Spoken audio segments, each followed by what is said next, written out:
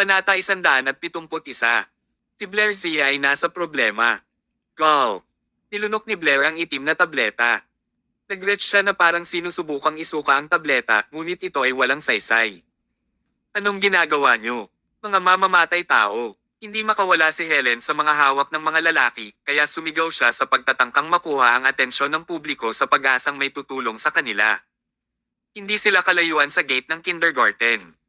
Ang mga sigaw ni Helen ay nakakuha ng atensyon ng maraming magulang at guro. Sa isang iglap, maraming tao ang sumugod. Shut up! Sinampal ni Charlotte si Helen sa mukha. Gayunpaman, hindi pinansin ni Helen ang kanyang mga pagbabanta at patuloy na sumisigaw. Ano ang sinusubukan ninyong gawin? Kidnap ba ito? Noon lang, isang grupo ng mga guro at magulang ang naghatid ng seguridad sa mga pintuan ng kindergarten. Nang makita ito, mabilis na bumalik sa sasakyan si Charlotte at ang kanyang mga kampon. Ang sasakyan ay mabilis na lumayo habang si Helen ay sumugod upang hawakan si Blair. Blair, anong pinakain sa'yo ng babaeng yan? Pilasan mo, iluwa mo yan. Nagsimulang magsuka si Blair, ngunit ang tableta ay natunaw sa kanyang katawan. Imposibleng iluwa pa ito. Blurg.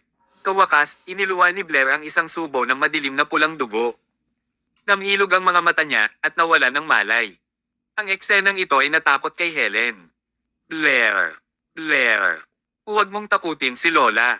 Blair, gumising ka. May tao. Ipadala mo sa ospital ang apo ko, please.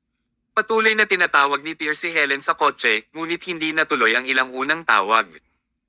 Nang tuluyang nasagot ang tawag, narinig ni Tear ang pag-iyak ni Helen sa kabilang linya.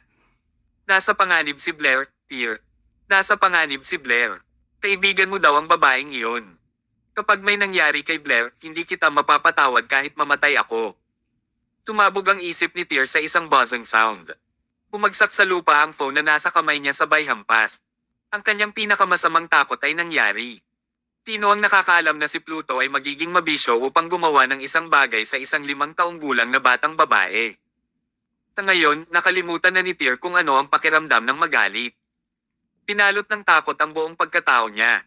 Hindi maaaring nasa panganib si Blair. Hindi siya pwede.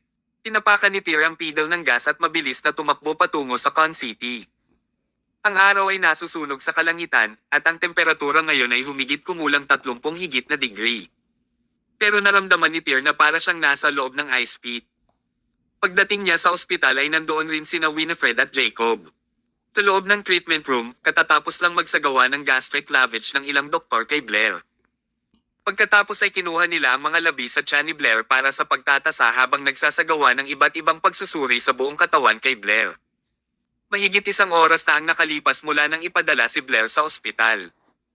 Ang walang malay na batang babae ay hindi nagpakita ng mga palatandaan ng paggising at ang kanyang mga labi ay nagiging madilim. Ang mga doktor dito ay hindi kailanman nakakita ng mga sintomas na tulad nito at hindi nila masuri kung ano ang mga labi. Sa pintuan, sabik na sabik sina Winifred at Helen habang naghihintay.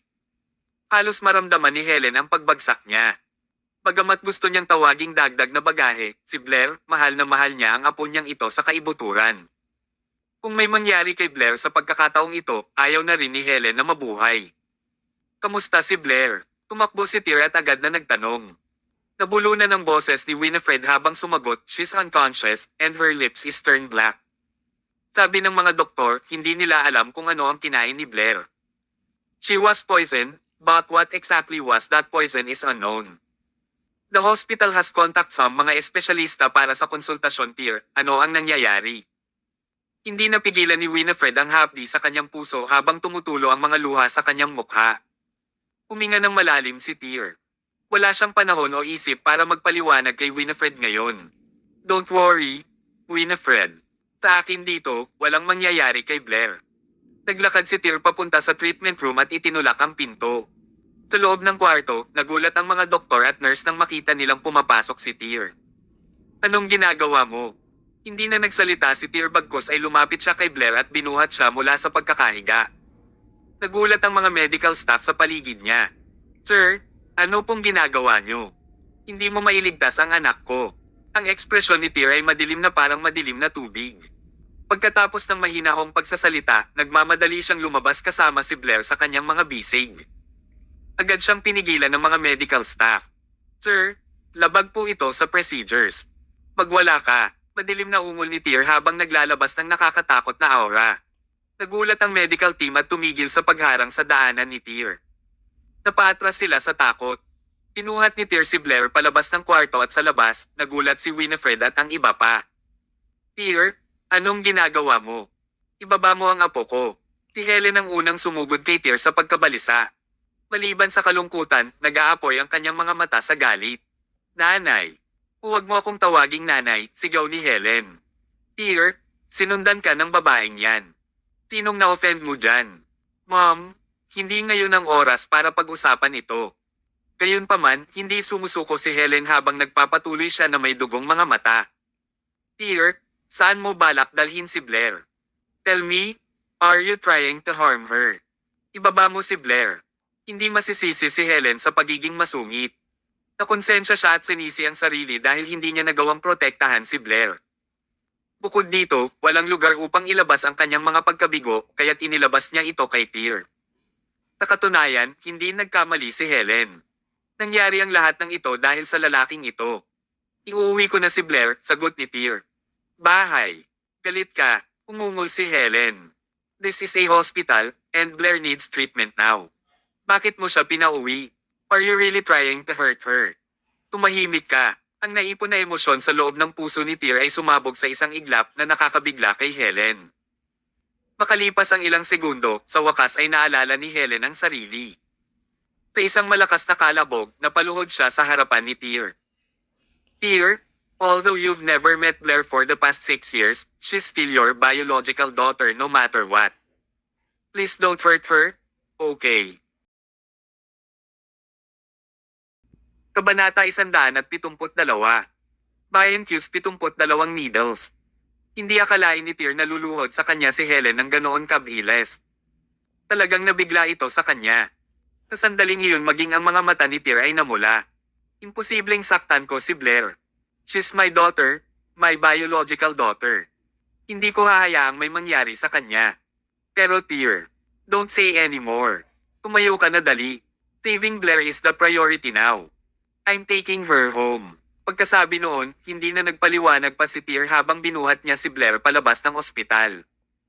Winifred, ano ba talaga ang ginagawa niya? Tumayo si Helen na puno ng pawis ang noo dahil sa gulat. Huminga ng malalim si Winifred at sinabing, Ma, hayaan mo na si Tyr na iuwi si Blair.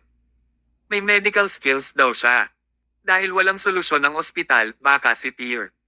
Sa pag-uwi, tinawagan ni Tyr si Matthew na hiniling na dumiretso sa kanyang lugar sa pagbalik sa Con City. Nang ihatid ni Tyr si Blair pauwi, naghihintay na si Matthew sa labas ng kanyang pintuan. Ang bilis mo naman, tanong ni Tyr kay Matthew na mukhang gulat na gulat. Sumagot si Matthew, Master, noong nakaalis ka na, kumuha ako ng taxi para sundan ka pabalik. Mukhang nagmamadali ka sa daan, kaya may nangyari. Sinabi ko sa driver kung hindi kanya maabutin, I'd break his arms. Pero napakabilis mo nang tumawag ka sa akin, nakapasok lang ako sa lungsod. Tumanggo si Tyr at binuhat si Blair papasok ng bahay. Masyadong naging pangit ang ekspresyon ni Matthew habang nagtanong, Master, ano ang nangyari sa aming munting pamangkin? Huwag ka nang magtanong. Mag-ingat ka sa pinto. Nang walang pahintulot ko, huwag mong papasukin ng sinuman. Pagkatapos noon, binuhat ni Tyr si Blair papasok sa kwarto at malakas na sinara ang pinto. Naglabas si Tyr ng isang set ng silver needle sa sulok ng kwarto. Ang mga karayom na ito ay regalo mula sa amo ni Tyr, isang dakilang tao na tumulong sa kanya na umangat sa tagumpay sa buhay. Ang dakilang lalaking ito na nakatagpo ni Tyr ay isang matandang pulubi. Noon, tinuruan ng lalaki si Tyr ng martial arts, tinuruan pa niya si Tyr ng mga kahangahangang kasanayang medikal. Kaya, si Tyr mismo ay naging isang banal na manggagamot.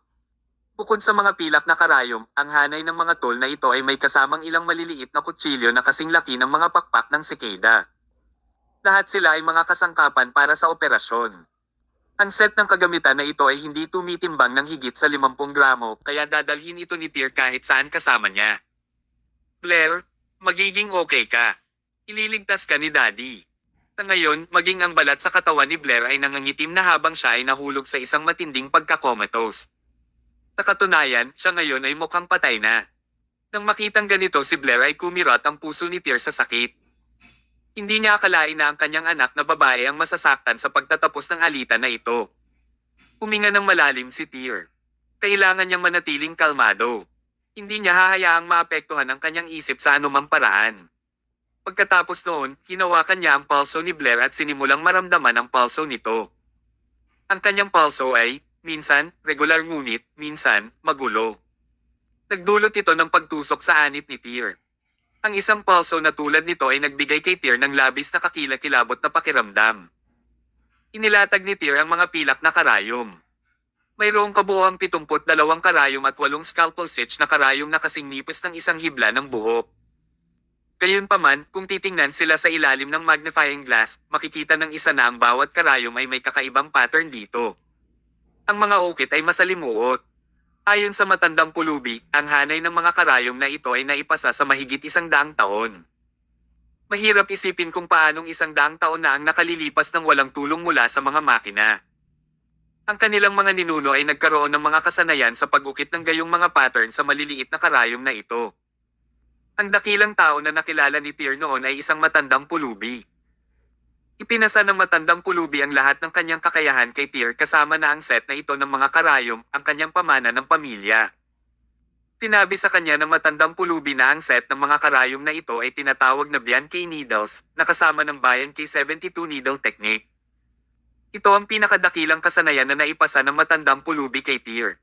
Labis na nalampasan nito ang kasanayan sa martial arts na itinuro niya sa nakababatang lalaki. Huminga ng malalim si Tear bago naglabas ng karayom ng Bian K. Gamit ang isang espesyal na pamamaraan, tinusok niya ito sa isang acupuncture point sa katawan ni Blair.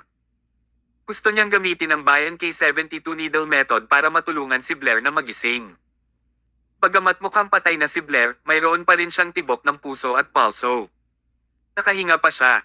Kaya naman, ang paggamit ng Bian K72 needle method upang matulungan si Blair na mabawi ang kanyang malay ay hindi dapat maging napakahirap ng isang gawain. Mayroong higit sa 1,000 mga paraan upang gamitin ang 72 paraan ng karayom. Bagamat kailangan pa ni Tear na magsaliksik ng lubusan sa mga ito, sapat na ang pag-alam sa ika-10 bahagi ng paggamit nito para maging isang world-class na acupuncturist si Tear. Gayunpaman, ang katotohanan ay nagbigay kay Tear ng isang mahigpit na sampal sa mukha. Pumalpak siya. Siya ay lubos na minamaliit ang takot sa laso na kinain ni Blair. Mula 2:00 ng hapon hanggang hating gabi, sinubukan na ni Tear ang lahat ng kombinasyon ng pamamaraang ito ng acupuncture. Ginamit niya ang lahat ng 72 paraan ngunit wala sa mga ito ang gumana. Bakit? Anong nangyayari? Bakit kahit ang Bian K72 needle method ay hindi magising si Blair? Isang kabilugan ng buwan ang nasa taas ng langit. Habang ang nakakatakot na maputlang liwanag ng buwan ay sumisikat sa mga bintana, natagpuan ni Tear ang kanyang sarili na tuluyang nawala. Sa labas ng pinto, nakabantay si Matthew na parang guardian ng gate. Ilang beses na sinubukang itulak ni na Helen at Winifred ang pinto, gusto nilang tingnan ang kalagayan ni Blair, ngunit pinigilan sila ni Matthew. Pagkatapos noon, kahit si Stephen ay nagpakita, ngunit si Matthew ay nanatiling nakabantay sa pintuan. Steffi, Mistress, stop trying to get inside. Master has instructed that without his permission, no one is to enter. Please umalis, everybody. Si Matthew ay isang matigas ang ulo na ngayon lang nakinig kay Tear. Kaya naman, bago magsalita si Tear ng anuman, kahit na ang hari mismo ang nagpakita, hindi siya dapat lumakad sa pintong ito. Ang pamilya ay nagpalipis ng gabi sa matinding pagkabalisa. Sa isang kisap mata, 5:00 na ng umaga. Sumisikat na ang bukang liwayway. Wala pa ring magawa si Tear kay Blair. At ngayon, ang mga madilim na spot ay nagsisimula ng lumitaw sa katawan ng batang babae tulad ng kung paano ito mangyayari sa isang patay na tao. Nawala na ngayon ni Tear Summers ang lahat ng dati niyang kumpiyansa at pagmamataas, naabot na ni Orpheus ang layunin nito. Kahit gaano pa kalakas si Tear, wasak na ang puso niya. Pagkatapos ng isang gabi, ang buong pagkatao ni Tear ay mukhang haggard, puting buhok na lumilitaw sa kanyang ulo. He looked as if he aged several years. Namula ang mga mata ni Tear mula sa pagmasdan ng anak na walang galaw na nakahiga sa kama. Nangingilid ang luha sa kanyang mga mata. Blair, ililigtas ka ni Daddy. Ililigtas ka ni Daddy. Huwag kang matakot Blair, andito na si Daddy, patuloy na bulong ni Tear sa sarili. Hinawi niya ang buhok niya na parang nasisiraan na ng loob, kawawa talaga. Saan ang problema? Bakit? Bakit hindi ko mailigtas kahit ang anak ko? Kabanata 173. Tires Master. Walang salita para ilarawan ang kasalukuyang nararamdaman ni Tyr. Sakit. Ang sakit ay parang 1,000 talam na humahampas sa kanya. Ang ginawa ni Orpheus ay mas masahol pa sa pisikal na pagpapahirap. Hindi nila hinarap si Tyr, hindi nila ginalaw si Winifred. Sa halip, direktang pinuntahan nila ang kanyang anak, si Blairsia, isang batang babae na wala pang 5 taong gulang. Alam ng mga taong magulang kung gaano kahalaga ang isang bata sa kanilang mga magulang. Sa mga regular na araw kahit na ito ay isang tipikal na sipon, iyon ay sapat na upang mag-alala sa isang magulang hanggang sa punto ng pagkawala ng tulog at gana. Ano pa ba ang ganitong sitwasyon kung saan si Blair ay parang buhay na patay? Matapos ang isang buong gabing pagsasaliksik, halos makumpirma ni Tyr na bagaman hindi makagalaw si Blair, mulat pa rin ang kanyang isip kahit na siya ay isang patay na katawan. Ibig sabihin hindi siya comatose. Nararamdaman pa rin niya na ang ibig sabihin ay matinding sakit ang dinadanas niya ngayon. Sa pag-iisip nito, naramdaman ni Tyr ang panghihina ng kanyang katawan. Ang pinakamakapangyarihang Palace Master ng Regal Palace ay binaril ang kanyang Achilles na takong, ganoon lang. Kung hindi siya makakahanap ng paraan para iligtas si Blair, nakatadhana siyang magpatuloy sa pagkasira ng ganito. Dahil dito, naging walang silbi ang Palace Master ng Regal Palace. Gayunpaman, nang naramdaman ni Tyr ang kanyang sarili na lumubog sa kawalan ng pag-asa, may banayad na simoy ng hangin mula sa bintana. Biglang lumabo ang kamalayan ni Tyr. Sa isang iglap parang pumasok siya sa kakaibang pag-iisip na parang kalahating gising. Hindi man lang masabi ni Tyr kung ito ay katotohanan o panaginip. Isang boses ang umalingaw sa kanyang tainga. Pareho itong pamilyar at kakaiba. Bata, napunta ba sa iyo ang maliit na bagay? Biglang lumingon si Tyr at nakita niya ang isang magulo na matandang nakatayo sa tabi niya. Ang matanda ay may puting buhok at puting balbas. Marumi ang kanyang damit at may hawak siyang stick sa kanyang kamay. Tanging ang wineboard na nakasabit sa kanyang baywang ay mukhang malinis. Guru, nagmamadaling tumayo si Tyr, mukhang tuwang-tuwa. Ang matandang ito ay walang iba kundi ang amo ni Tyr. Ang matandang pulubi na nagturo sa kanya ng lahat at tumulong sa kanyang magtagumpay sa buhay. Ang kakaiba ay, nakabantay pa rin si Matthew sa labas ng pinto at ito ang 8 palapag. Alam ng Diyos kung paano nakapasok ang matandang pulubi. O di kaya, nanaginip lang si Tyr. Guro, iligtas mo ang aking anak. Napaluhod si Tyr sa malakas na kalabog. Nako, ikaw pa rin ang nag-aalala sa akin hanggang ngayon. Matagal ko nang sinabi sa'yo na sa lahat ng itinuro ko sa'yo, mag-focus ka sa pagre-research ng medical skills mo imbes na martial arts. Pero tingnan mo, hindi ka nakikinig. Alam mo na ba ang kahalagahan ng aking mga salita? Ilang beses mo nang ginamit ang karayom ng bayan kaysa nakalipas na ilang taon 2 pamamaraan ng lubusan.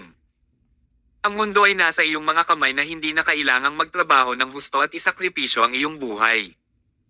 Pagkatapos nito, inihagis ng matandang pulubi ang manggas ng kanyang damit at 4 na karayom ang lumitaw sa kanyang mga kamay. Brat, sa 72 estilo ng karayom, isang beses ko lang ipapakita sa iyo ang Wandering Dragon Needle. Imulat mo ang iyong mga mata at tumingin ng mabuti. Pagkasabi noon, pinitik ng matandang pulubi ang kanyang mga daliri, tinusok ang 4 na karayom sa isa sa mga acupuncture point ni Blair. Kaagad, sinunggaban niya ang isa pang 4 at isa pang 4.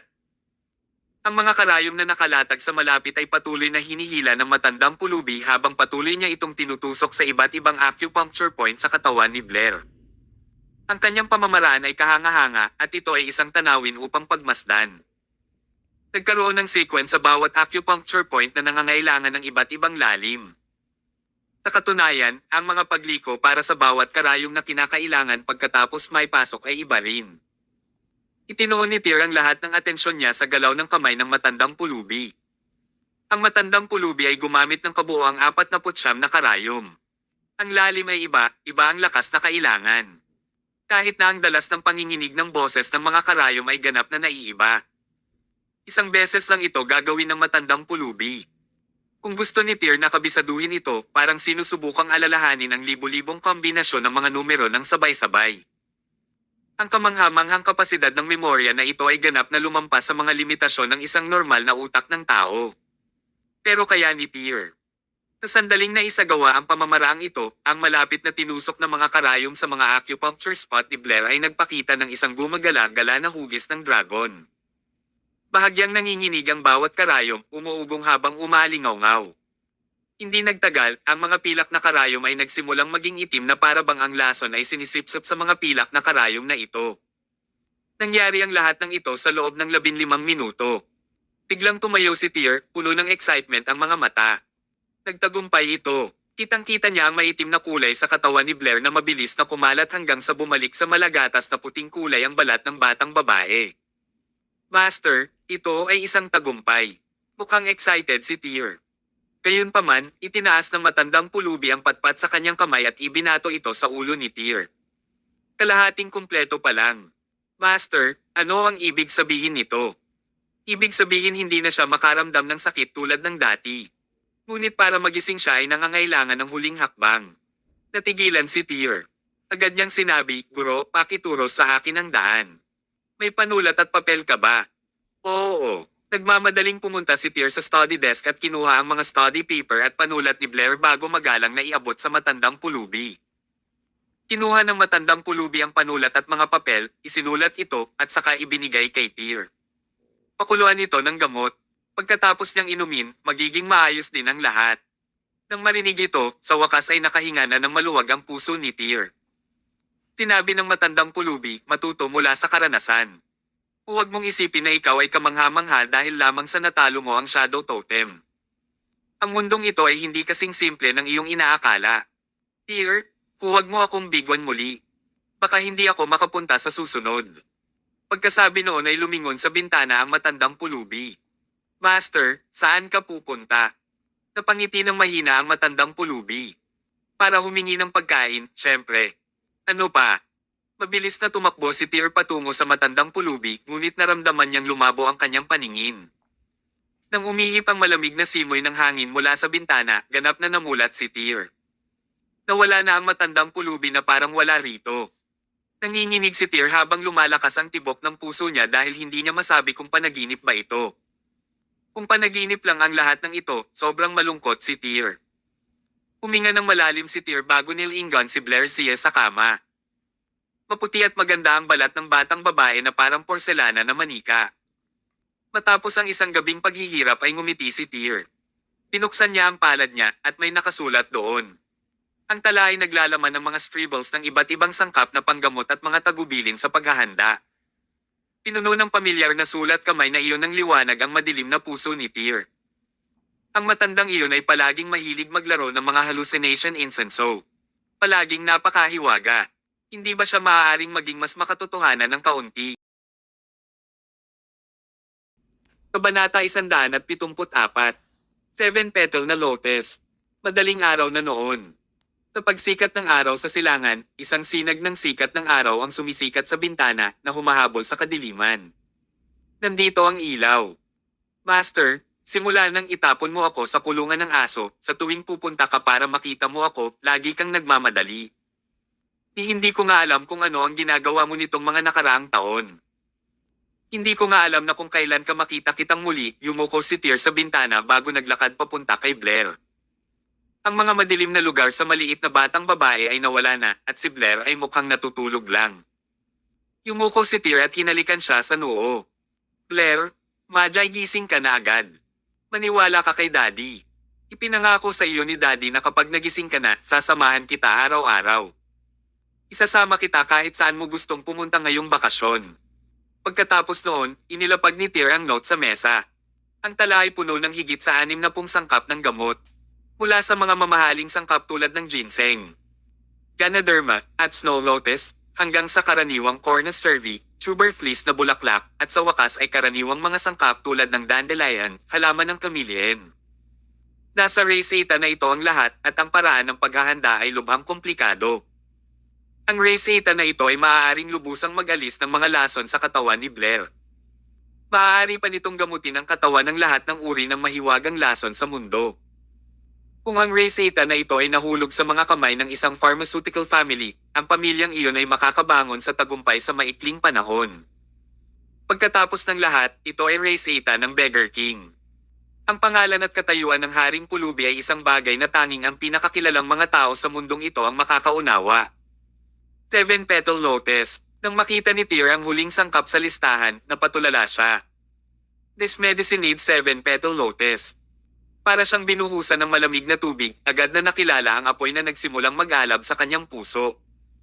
Ano ang 7 talulot na lotus? Sa timog ng Celestial Empire, mayroong isang karaniwang halamang gamot na tinatawag na Paris polyphylla.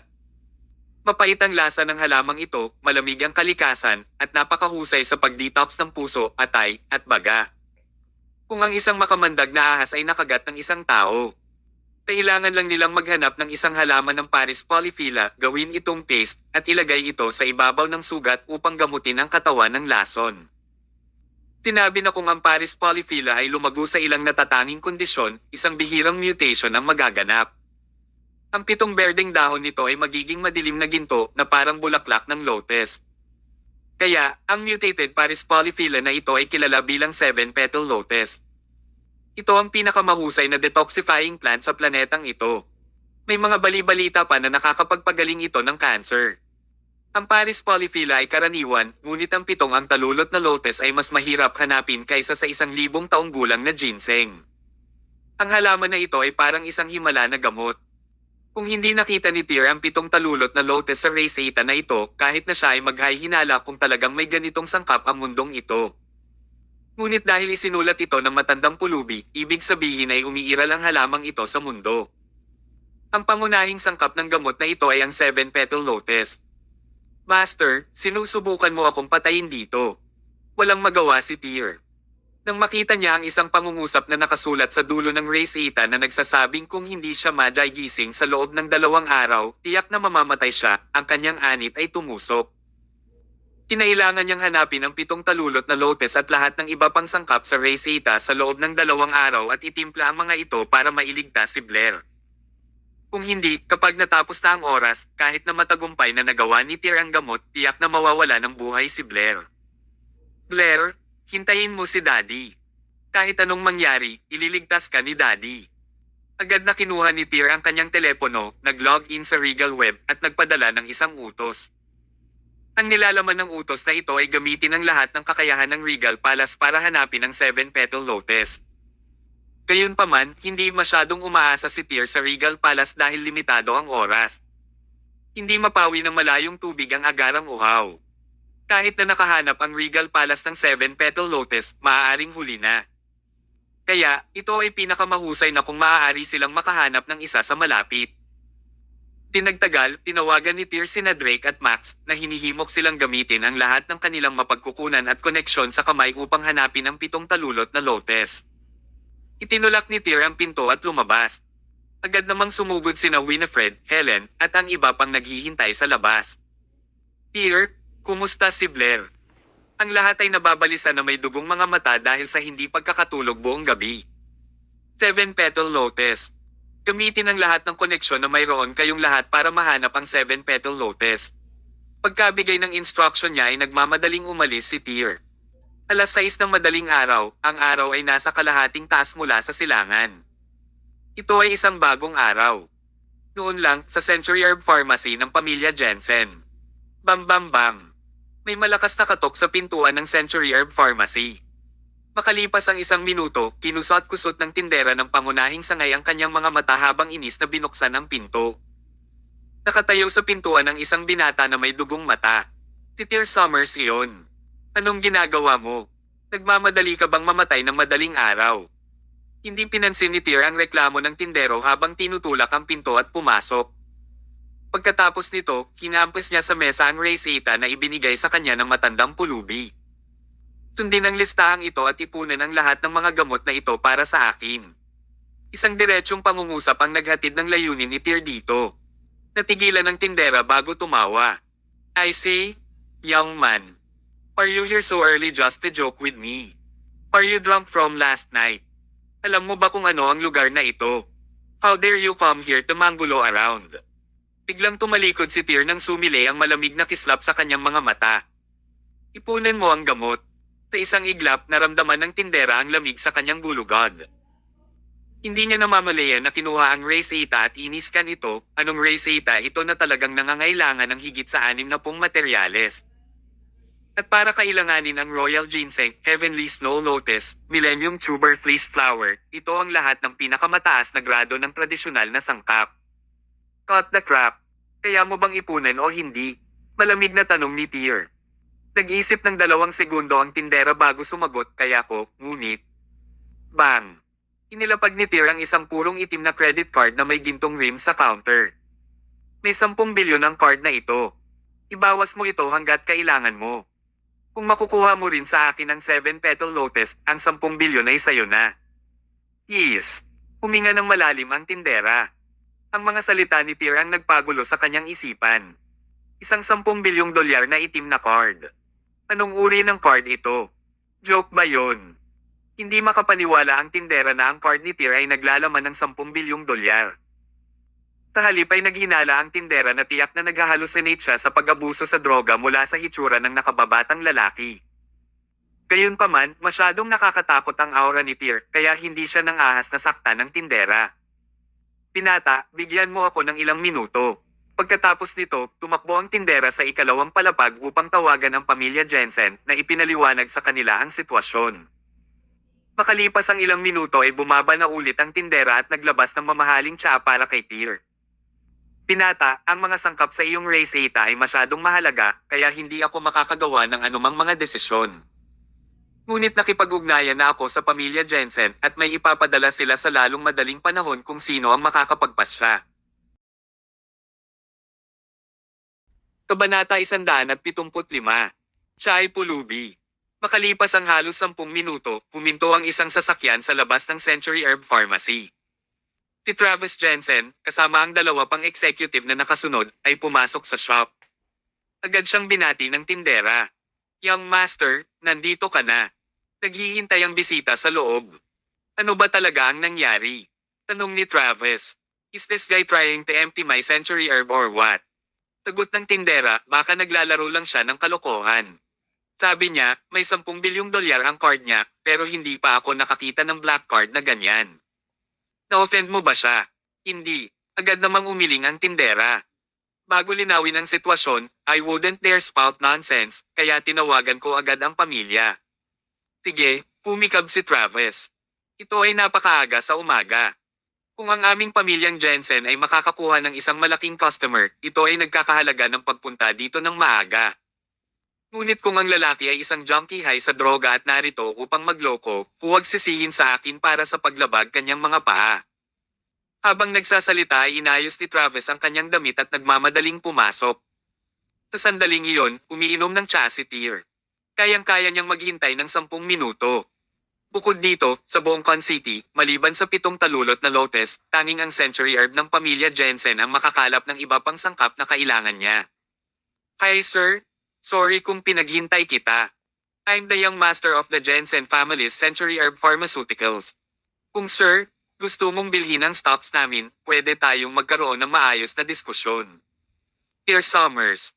Bago pa matapos magsalita si Travis ay nakita niya si Tyr na nakaupo doon. Sa isang iglap, nagdilim ang kanyang ekspresyon. Someone. Halika at baliin ang mga binti ng lokong ito at itapon mo. Natigilan ang lahat. Nagmamadaling lumapit ang tindera at nagtanong, Young Master, ano ang nangyayari? Ulubi lang siya, turo ni Travis kay Try at Bamulong. You.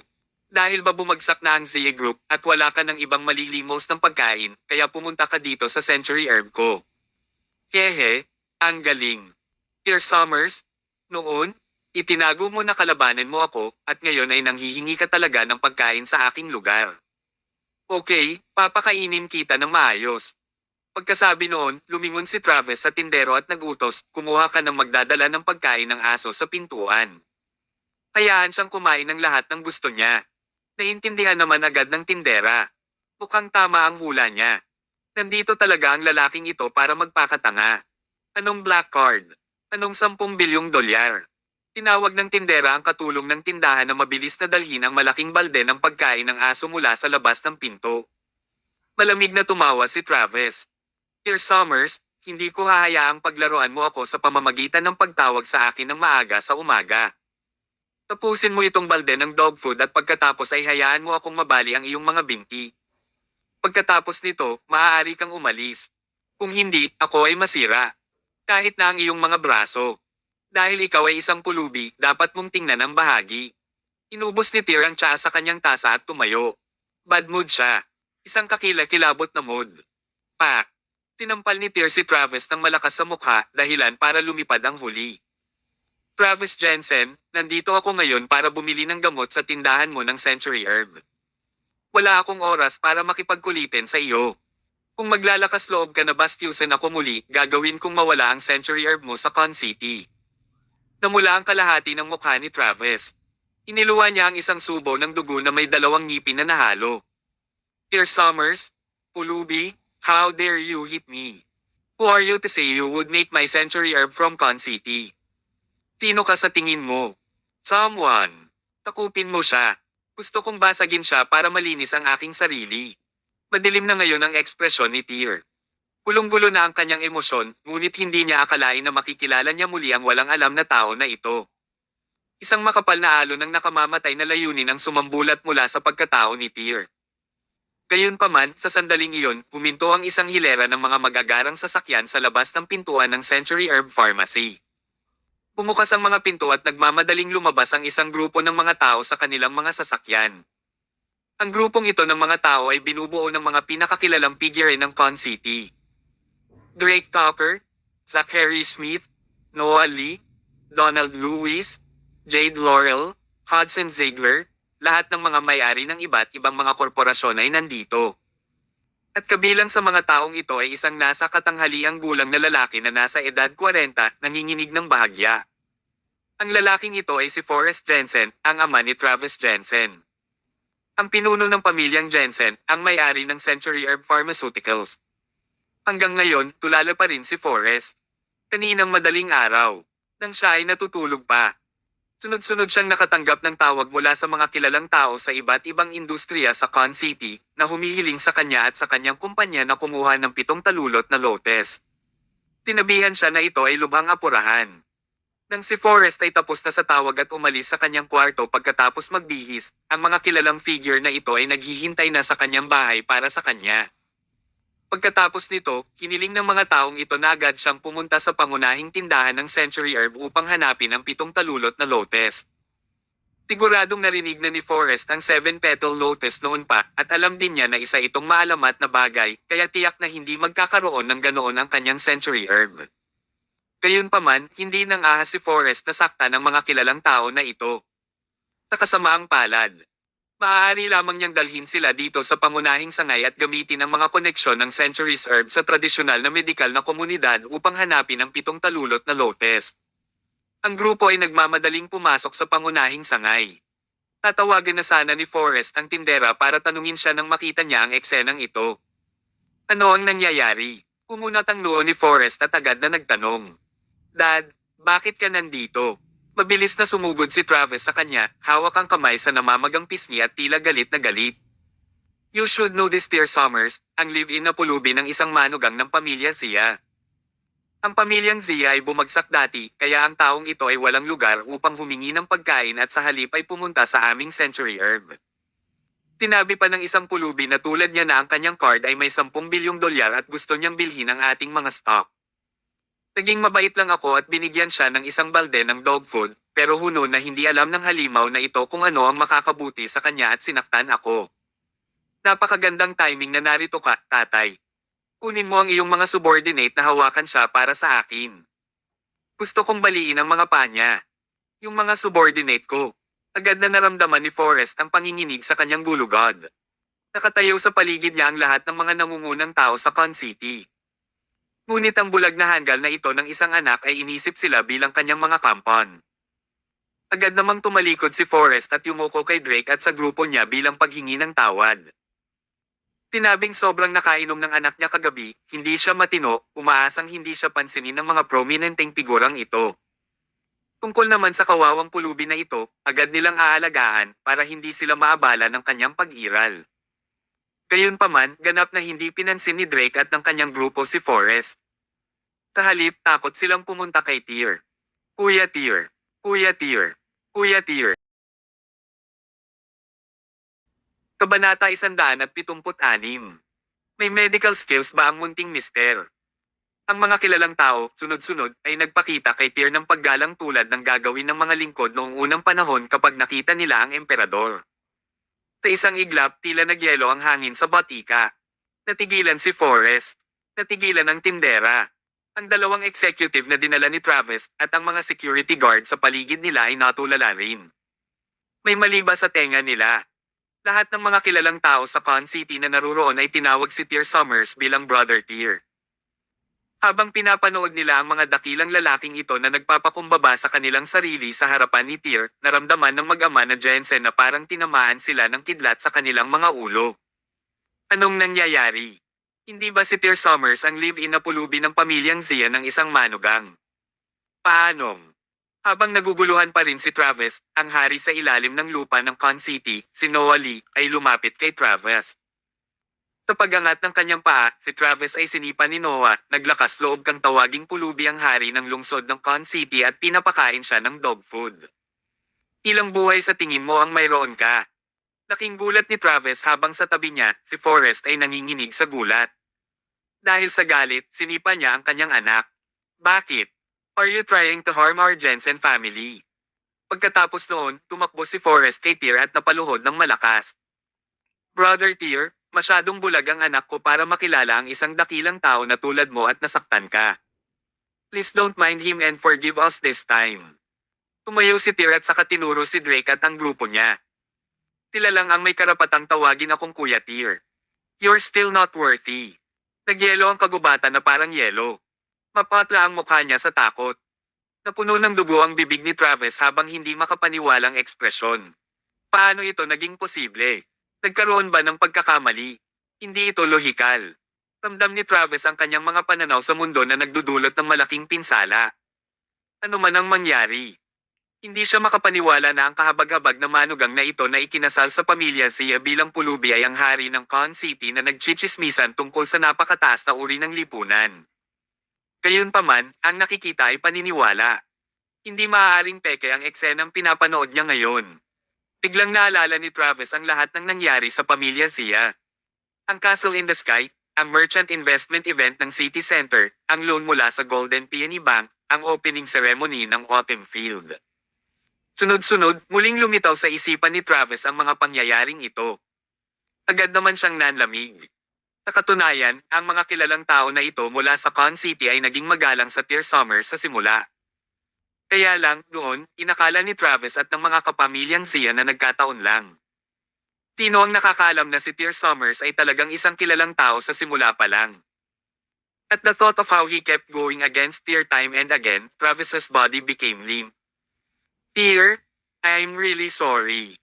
It was all my fault. I'm sorry. Nangyari ang mga insidenteng iyon noon dahil sa sobrang pagiging asar ko at nasaktan kita, patawarin mo ako. Lumuhad si Travis at nagpatira pa sa harap ni Tyr na puno ng pawis ang noo, malakas na ibinagsak ang ulo sa sahig hanggang sa lumabas ang dugo. Nanatiling walang pakialam si Tyr habang malamig na nagsasalita, ipunin mo ang lahat ng gamot sa Race Eta. Tungkol naman sa 7-petal lotus, ibinibigay ko ang iyong century herb balang araw upang mahanap ito. Kung mahanap mo ito, ang mga sama ng loob ko sa iyo lahat ay malilimutan kung hindi mo kaya, ang century herb ay mawawala sa balat ng lupa. Sa nalalabing bahagi ng araw, nagmaneho si Tyr sa lahat ng merkado ng tradisyonal na gamot ng lalawigan ng Riverdale na naghahanap ng 7 talulot na lotes. Gayunpaman, ang sangkap na ito ay napakabihirang na sinasabi ng maraming mga merchant ng gamot na hindi pa nila narinig ang pagkakaroon nito. Kahit na nakilos ng Regal Palace ang lahat ng kanilang lakas upang maghanap sa buong mundo, walang balita tungkol sa halaman sa ganoong kaikling panahon. Bandang 3:00 ng hapon, nagring ang phone ni Tyr. Mr. Summers, ako si Forrest Jensen. May balita kami tungkol sa 7-petal lotus na hinahanap mo. Ang isang pangungusap lang na ito ay sapat na para tumilapon ang puso ni Tyr sa emosyon. Sa totoo lang, wala siyang pag-asa para sa Century Herb, ngunit sino ang nakakaalam na sa harap ng ganoong kagyat na sakuna, ang Century Herb ang nagpakita ng pinakamalaking potensyal. Saan iyon? Tanong agad ni Tyr. Mr. Summers, medyo complicated. Nasaan ka ngayon? Pupunta ako at pasalubong sayo. No need, malapit na ako sa Century Herb main branch mo. Makalipas ang kalahating oras, nasa pangunahing tindahan ng Century Herb Pharmacy si Tyr. Agad na pinuntahan siya ni Forrest. Mr. Summers, andito ka na. Halika at maupo ka, bubuhusan kita ng tsaa. Hindi na kailangan. Diretsyong tanong ni Tyr, nasaan ang gamot? Mabilis na sumagot si Forrest, Mr. Summers, ginamit namin ang lahat ng aming koneksyon sa Century Herb ngayong umaga at sa wakas ay nakatanggap kami ng ilang balita tungkol sa 7 petal lotus. Ang kinaroroonan. Mapalad din kami na dito mismo sa aming Riverdale province. Talaga, tuwang-tuwa si Tyr. Oo, tumango si Forrest. Paano ako maglakas loob na makipagbiruan sa iyo, Mr. Summers? Gayunpaman, habang mayroon kaming balita tungkol sa item, ang pagkuha nito ay hindi kasing simple. Kumunat ang noo ni Tyr. Anong ibig mong sabihin? Noon lang, lumabas mula sa Century Herb ang isang lalaking nasa katanghaliang gulang na tila nasa 50s. Agad siyang pinakilala ni Forrest.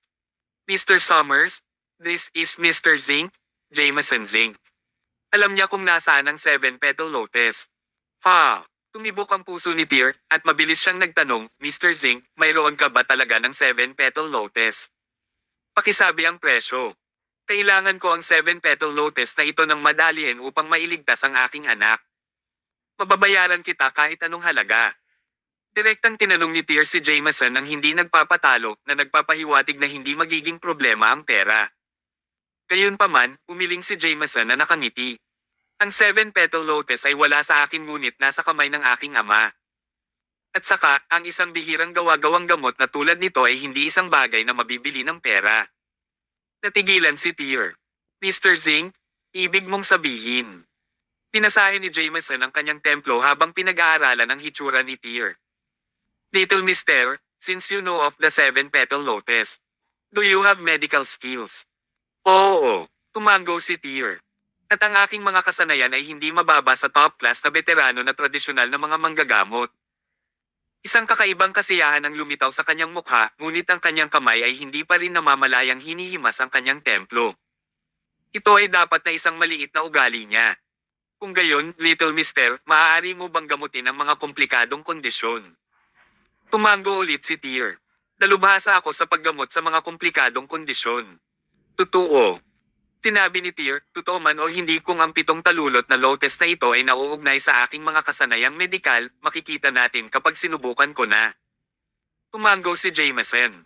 Siyempre, may kinalaman. Paki-elaborate. Oo naman.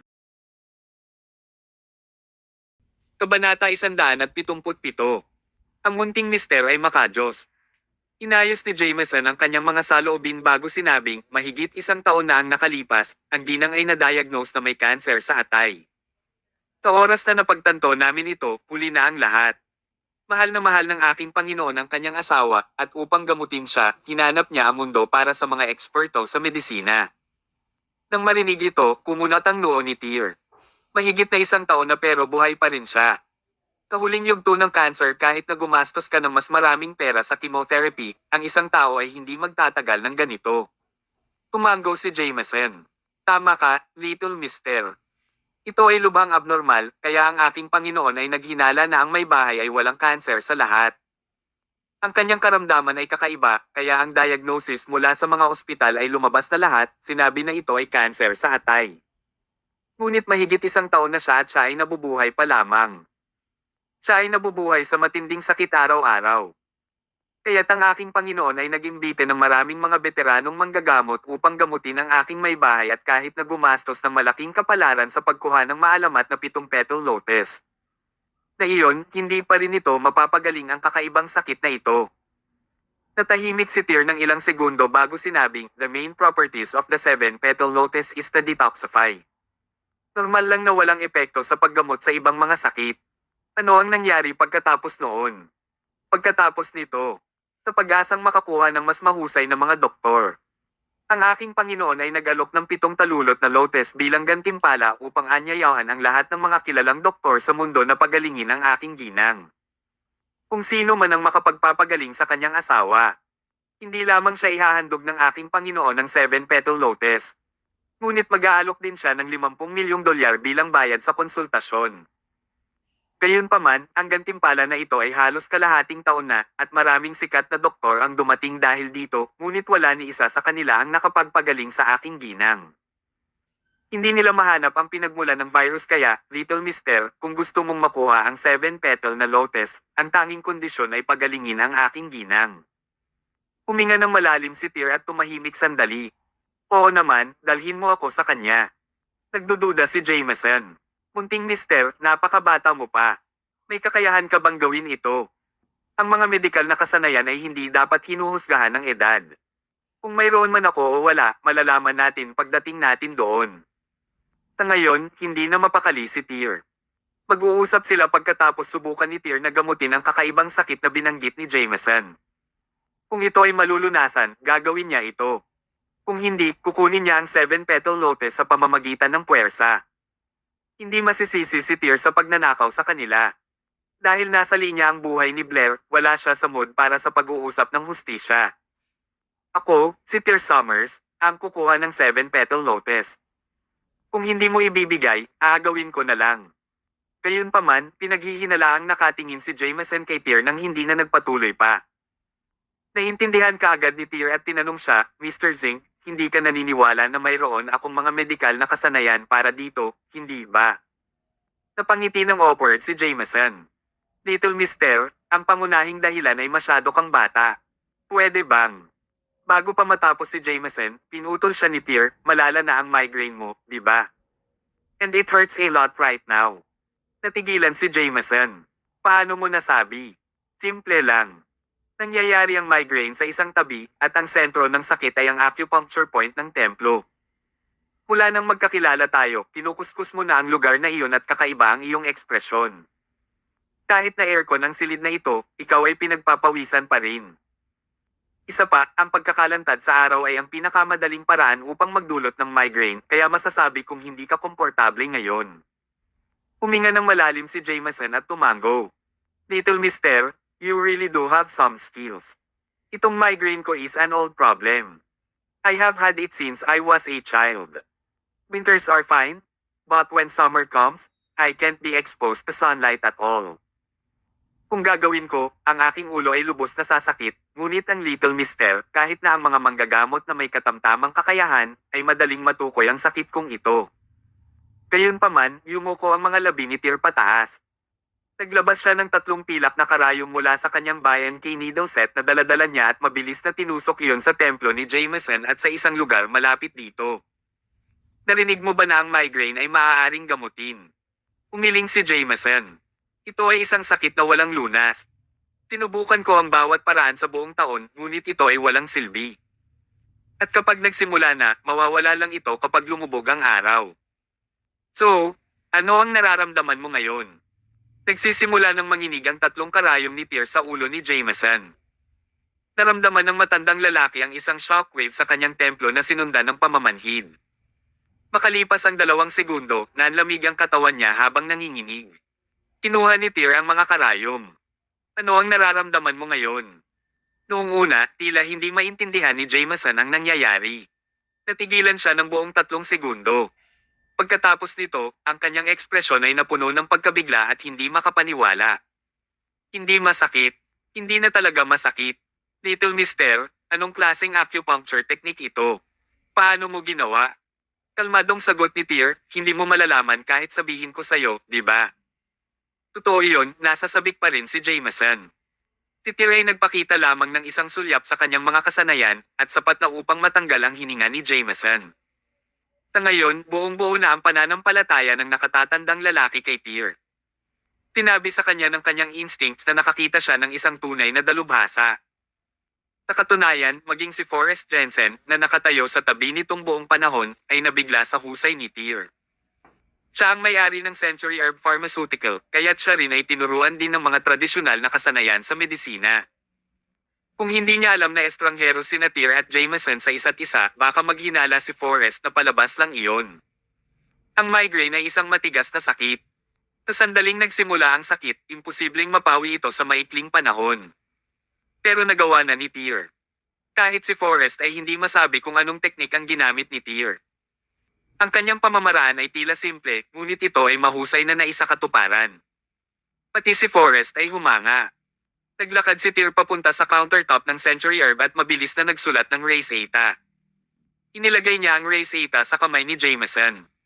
Ipunan ng mga gamot ayon sa Race Eta na ito, at sa loob ng isang buwan, higit sa lahat, ganap nitong mapapagaling ang iyong sakit.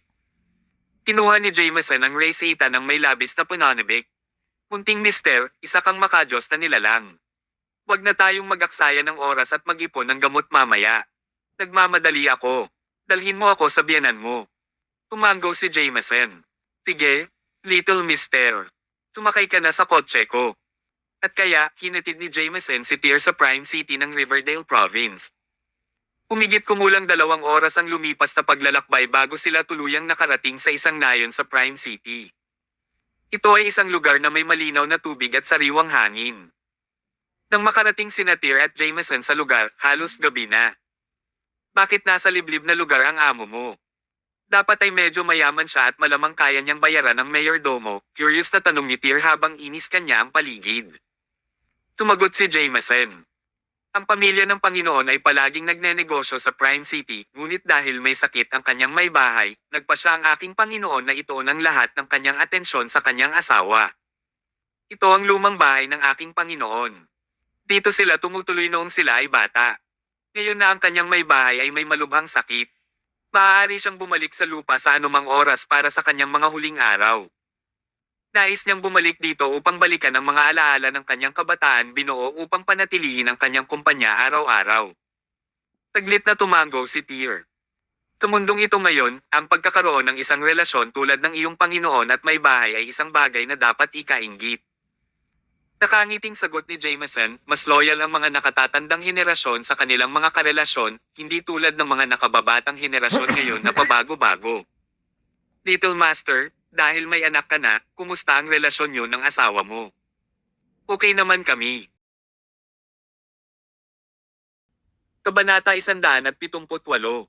Carson York at Old Halbert. Hindi nagtagal, pinaandar ni Jameson ang kotse sa isa sa mga patio sa nayon. Isa itong maliit na 2 palapag na gusali na may magandang hardin sa harap ng pinto. Hindi ito itinuturing na maluho, ngunit mukhang masarap. 2 lalaki ang umiinom ng tsaa sa isang maliit na mesang bato sa hardin. Parehong nasa 60s ang 2 lalaki. Ang isa sa kanila ay nakasuot ng simpleng pananamit, ngunit kakaiba ang kanyang aura.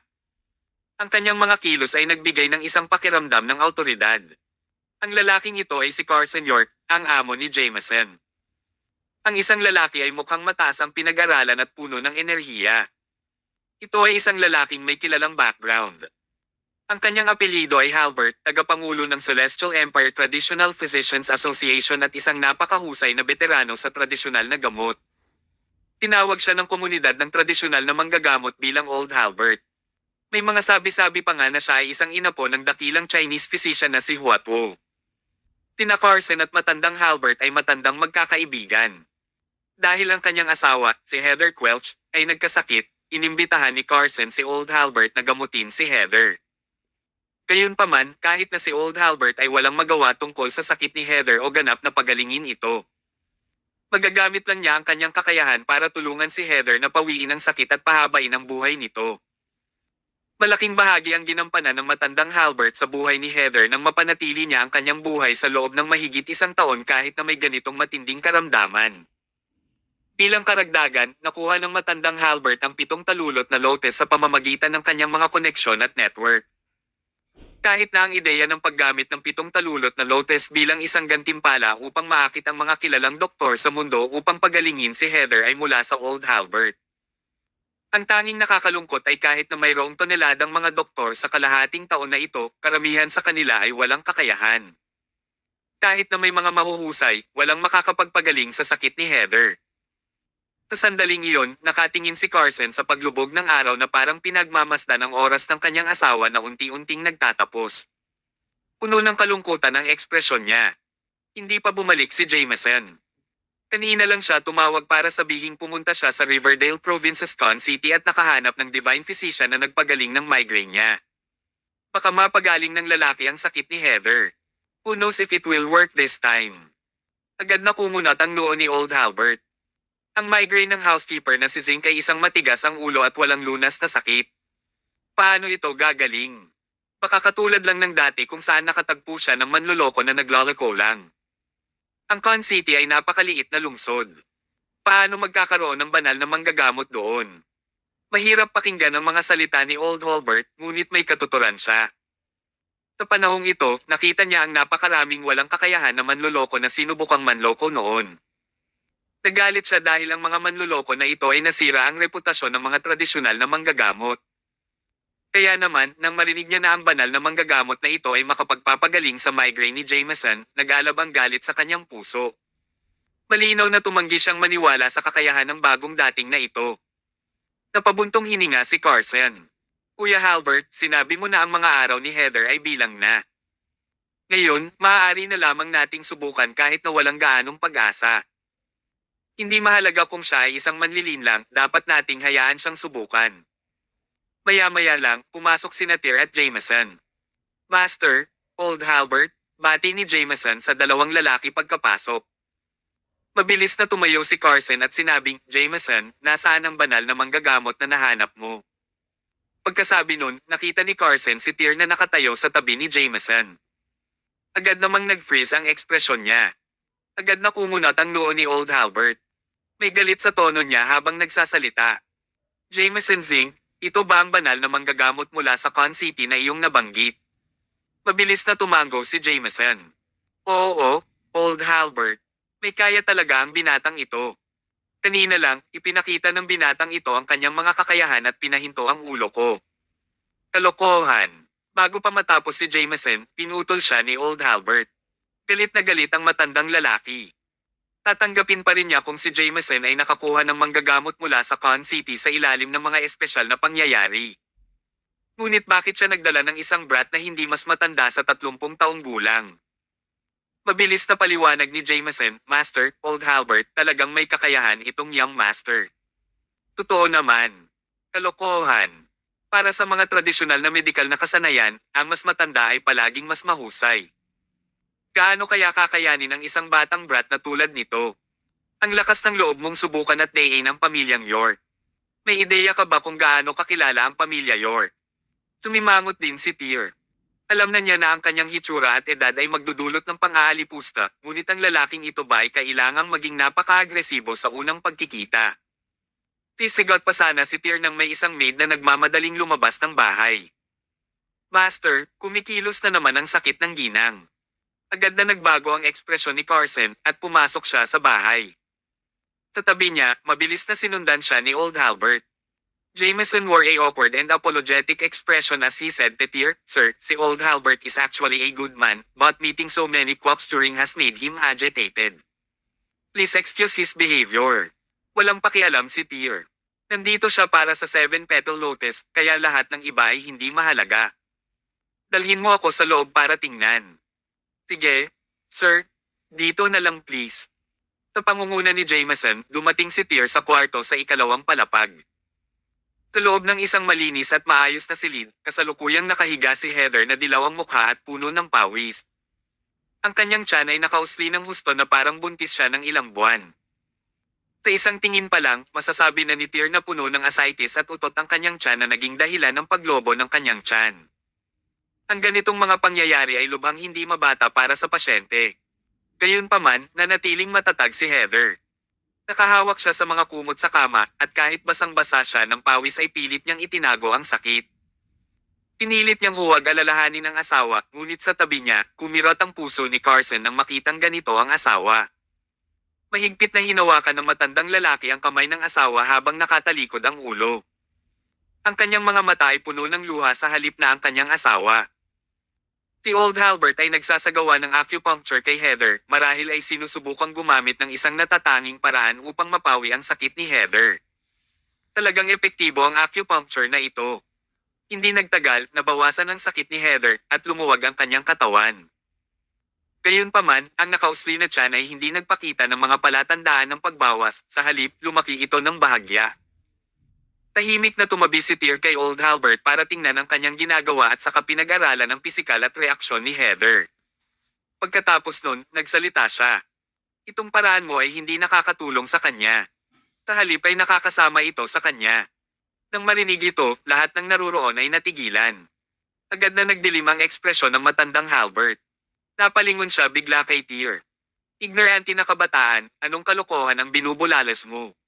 Nanunuya si Tyr at sinabing, upang labanan ang baha, kailangan ng dredging sa halip na harangin ang mga saksakan. Malaking bahagi ng dahilan kung bakit lumalala ang kalagayan ng babaeng ito ay ikaw. Kabanata 179. Nagulat si Old Halbert. Agad na naging malamig ang hangin. Kung wala siya sa gitna ng pagsasagawa ng acupuncture kay Heather at hindi siya pinahintulutang huminto, sasampalin sana ng matandang Halbert si Tyr sa mukha. Siya ay isang inapo ng dakilang pamilyang Hua, ang tagapangulo ng Celestial Empire's Traditional Physicians Association, at isang tanyag na doktor sa buong bansa. Paano niya hahayaan ang isang mangmang na kabataan na sirain ang kanyang reputasyon sa ganitong paraan? Kung sino pa man, magagalit din sila. Hindi lamang si Old Halbert, maging si Carson ay nagalit. Jameson, bakit mo hinanap ang ignorante na brat na ito para sa akin? Ang matandang Halbert ay nagbigay ng kanyang pinakamahusay na pagsisikap sa loob ng higit sa 1 taon para twetuhin ang aking Heather. Paano siya pinahiya ng brat na ito ng ganoon? Namutla si Jameson dahil sa gulat. Nang tumingin siya kay Tyr, nanginginig ang boses niya habang nagsasalita, Mr. You. Nanatiling walang pakialam si Tyr at nagpatuloy, ito ang one needle technique mula sa Hwatwol script, hindi ba? Nang marinig ito, natigilan ng matandang Halbert na sa simula ay nag-iisip na si Tyr ay isang manloloko. Alam mo ba talaga ang one needle technique? Sumagot si Tyr, ang one needle technique ay sinasabing ipinasa sa mga inapo ni Hwatwol. Ang pamamaraan ay malawak at katangi-tangi at napakahirap matutunan ito.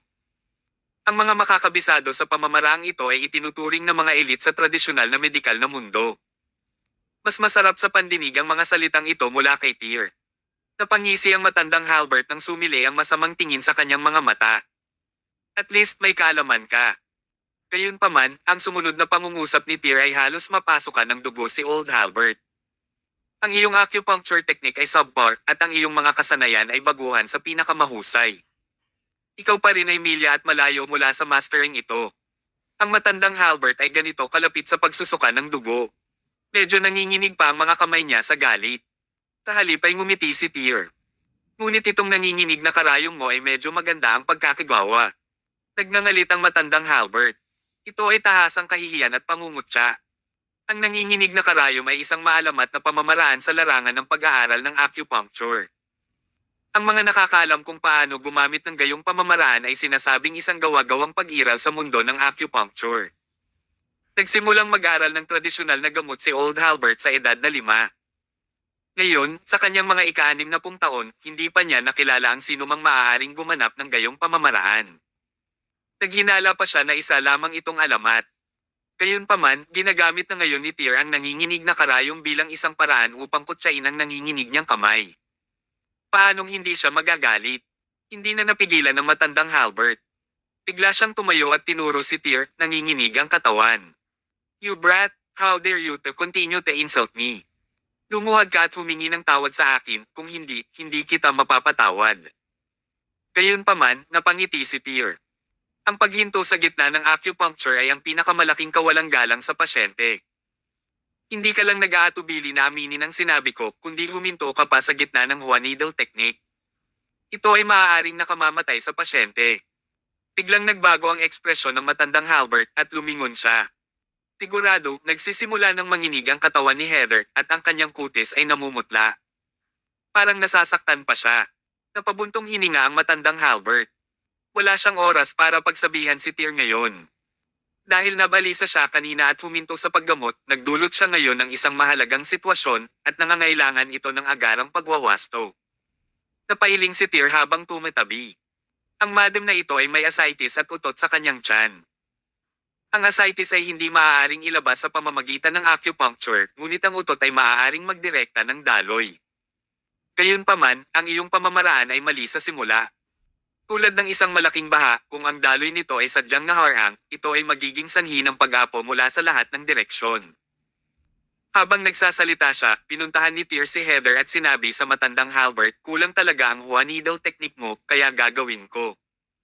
Gustong sigawan ng matandang Halbert si Tyr para makaalis sa reflex. Maging sina Carson at Jameson ay lumapit, gustong hilahin si Tyr. Gayunpaman, mabilis ang mga kamay ni Tyr. Noon, tinanggal na niya ang mga karayom na tinusok ni Old Halbert sa katawan ni Heather. You ignorant brat, anong ginagawa mo sa asawa ko? Bilis. Bago pa matapos si Carson, biglang nagbago ang ekspresyon ng mukha ni Old Halbert. Teka, matandang Halbert. Tumahimik ka, hayaan mong gawin ng kapatid na ito ang kanyang pamamaraan. Si Carson at Jameson ay nabigla ng hindi masabi.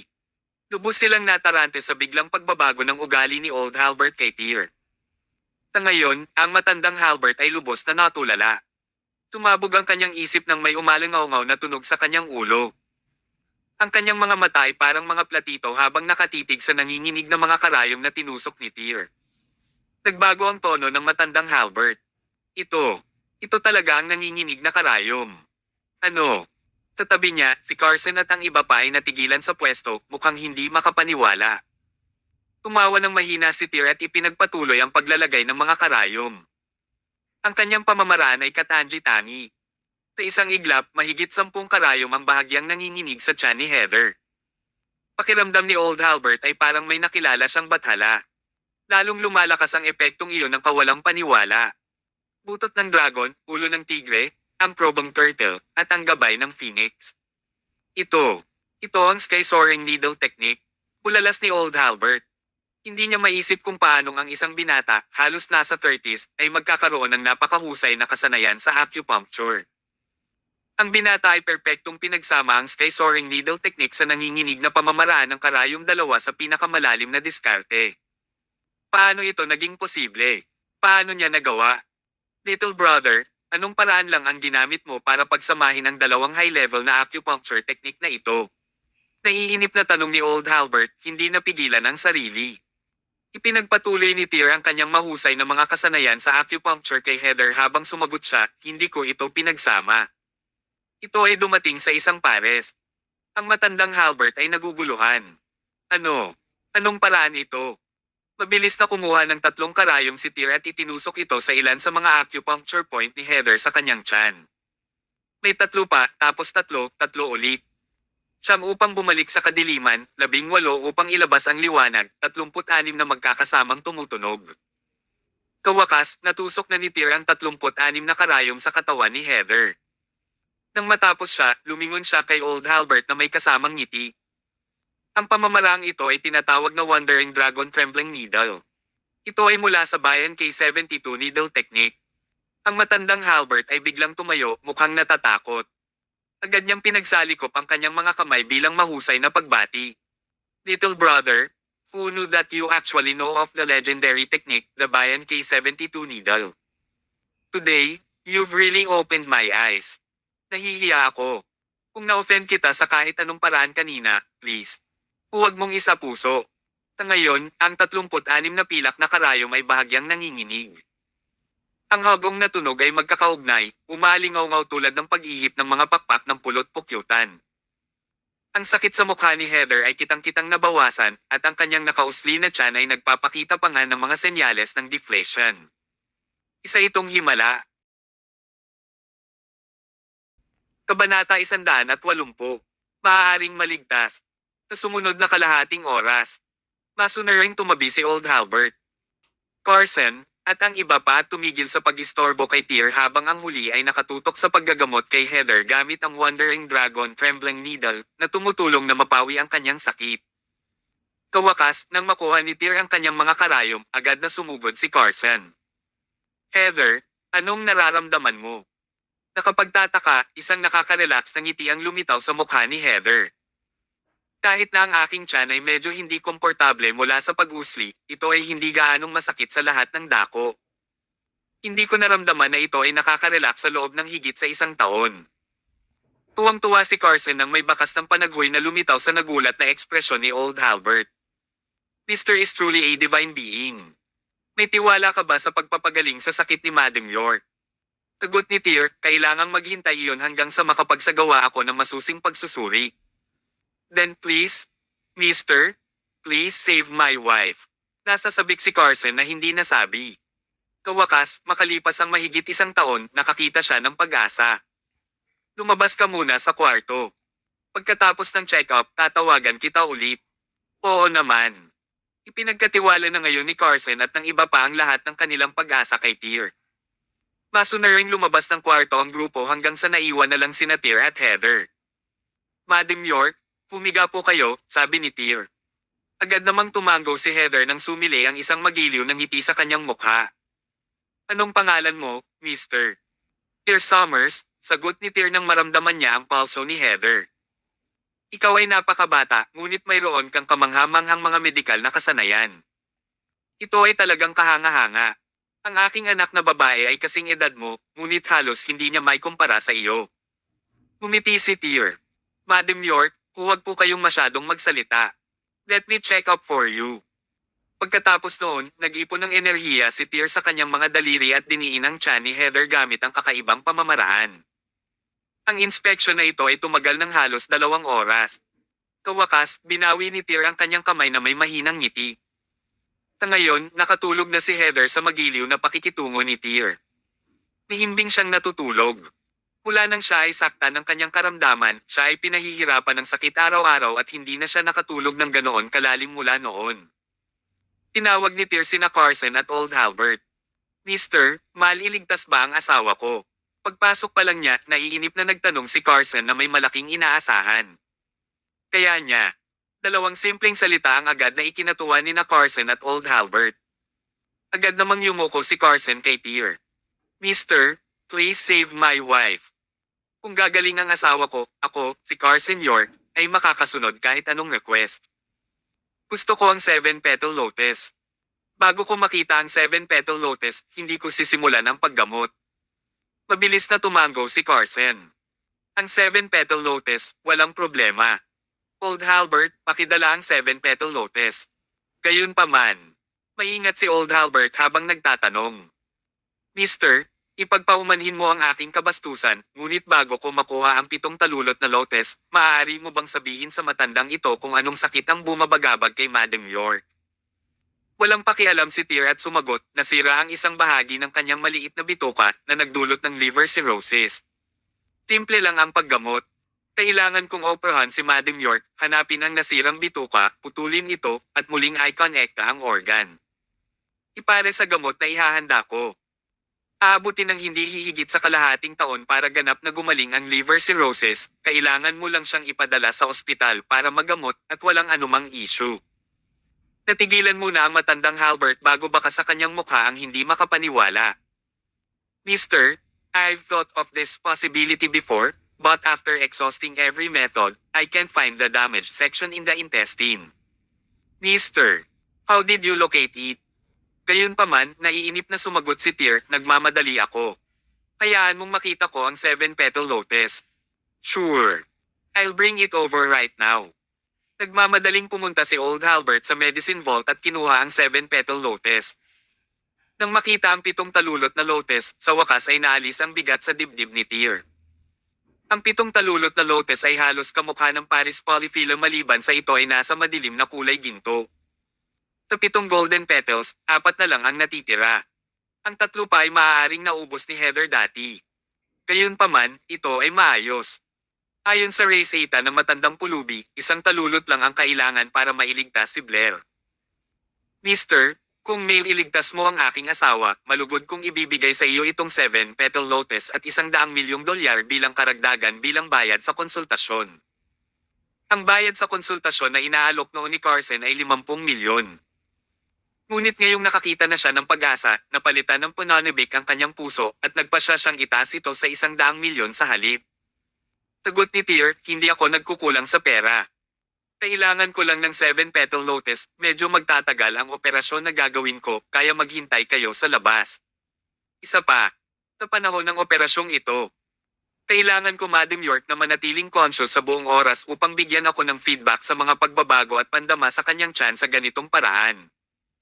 Maaari kong tumpak na mahanap ang nasirang seksyon sa kanyang bituka kaya kahit na ano ang iyong marinig sa prosesong ito. Hindi ka makakarating para istorbohin ako kung hindi ko kasalanan kung mabaygo ang operasyon.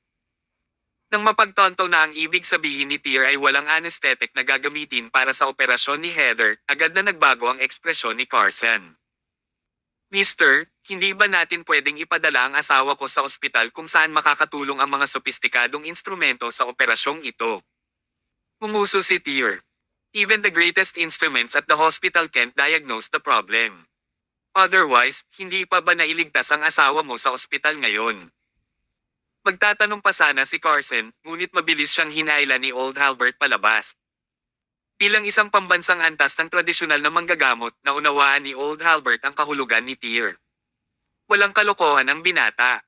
Ang isang tunay na elite na manggagamot lamang ang maglalakas loob na magpahayag ng ganito. Nang mailok ang pinto, inilabas ni Tyr ang set ng bayan kay Needle.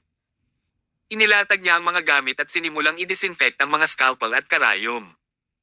Nang matapos ang paghahanda, ginaising ni Tyr si Heather. Nang imulat niya ang kanyang mga mata, hindi pa naramdaman ni Heather ang ganito kasigla sa loob ng mahabang panahon. Nakapagpahinga ka na ba? Nakangiting tanong ni Tyr kay Heather. Nakangiting tumango si Heather. Mr. Summers, maraming salamat. Mahigit 1 taon na ang nakakalipas mula nang ako ay nakatulog ng maayos. Sobrang energetic ko ngayon. Okay. Bahagyang tumango si Tyr. Since gising ka na, we can start the surgery. Maikling ipinaliwanag ni Tyr kay Heather ang kanyang kasalukuyang kalagayan at ang paparating na proseso ng operasyon. Matapos siyang marinig, mukhang nagulat si Heather, ngunit walang labis na takot sa kanyang ekspresyon. Ngumiti si Tyr. Tiyak na masakit ito ngunit gagamit ako ng isang espesyal na pamamaraan at ang nanginginig na karayom upang magsilbing pampamanhid upang ang sakit ay hindi masyadong maramdaman. Tumango si Heather. Sa loob ng mahigit 1 taon naranasan ko ang lahat ng uri ng sakit. Sige, Mr. Summers. Ibinibigay ko ang buhay ko sa iyong mga kamay. Ngunit naniniwala ako na tiyak na malulunasan mo ang aking sakit.